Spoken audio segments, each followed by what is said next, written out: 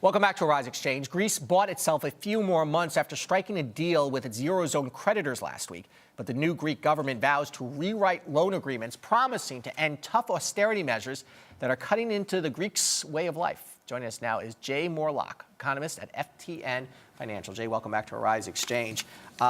So let's sum up the whole situation that's pitting Greece against, well, it's really Germany. Germany holds all of the debt, they hold all of the cards here, and they're being very tough. Yes. And, this is a typical creditor versus debtor confrontation. You have made a loan in the past. The loan is starting to go sour. What's different about this is they actually want more.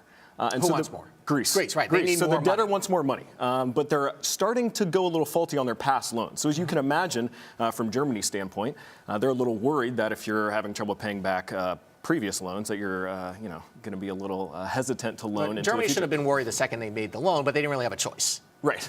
Because Greece was going to collapse. Exactly. And this was 2.5 years ago. So a lot has happened in the past 2.5 years, and a lot of these interior Eurozone countries have prepared themselves for a potential Grexit.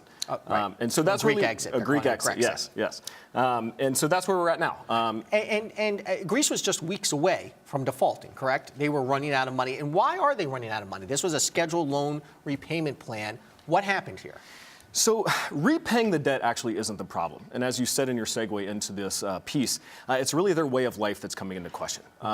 Their debt payments are 1.5% of GDP. It's very manageable, but at the same time, they're having to cut a lot of public service positions. They're having to cut pensions, and wages have dropped 15%. So as you can see, that's a very big political problem. And what we've seen is this left-wing party, very populist party, come in and take that mantle of, we're going to cut this back. We're going to get back to our way of life pre-crisis, and all we have to do is bargain with our creditors. Now, unlike what your example is, where it's a typical creditor-debtor situation, the fact is, if Greece defaults, it's not like the Eurozone can go in there and repossess the house. Right. I mean, they've tried in the past, but that doesn't really work going forward. So what options do you think Germany has here if Greece sort of really holds the line? So I think Germany has the upper hand right now. As long as the government in Greece does not have the mandate to exit the euro, which they don't right now. The majority of Greeks, the people. From the pop, yeah. The majority of Greeks want to stay in the euro. And as long as that's the case. And just so you say, when we're saying in the euro, we're talking about using the euro. Using the euro as a currency versus going back to the drachma, right, which is their own country's currency, pre-Eurozone and euro currency.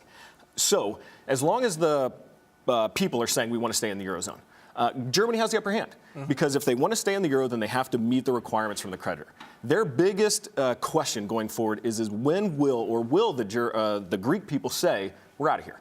It's better for us actually in the long term to go back to the drachma. And if they say that, is it a position now where the Eurozone is going to have to start entering into debt forgiveness? Well, there would be a default. So in going back to the drachma, they're going to be paying their debts back in a currency that nobody really wants. And so it is really, it would be technically a default, which again would cost a lot of the creditors a lot of money that they've been loaning Greece. But Greece has defaulted before. And why does the Eurozone worry about this? Why does Germany worry about this? It's not that big of an economy and the impact on Europe? The contagion worry is the biggest issue.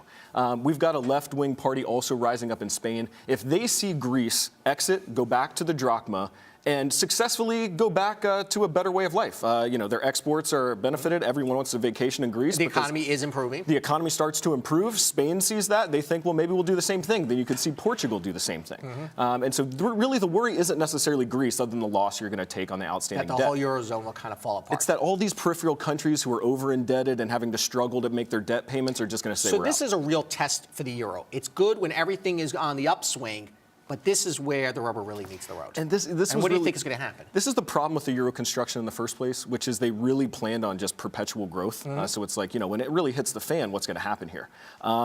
I don't think Greece has the political situation nor the economic situation to, in the long run, remain in the euro. To me, it's a question of if. So you think Greece is going to exit? At some point. I think it's a question of when, not if, but this could be a decade. These things take a long time. So again, it's going to be when do the Greek people say enough? We're going back to the drachma. Okay, Jay Morelock with FTN Financial. Thank you as always. Thanks for having having me. Good explanation. Come back soon.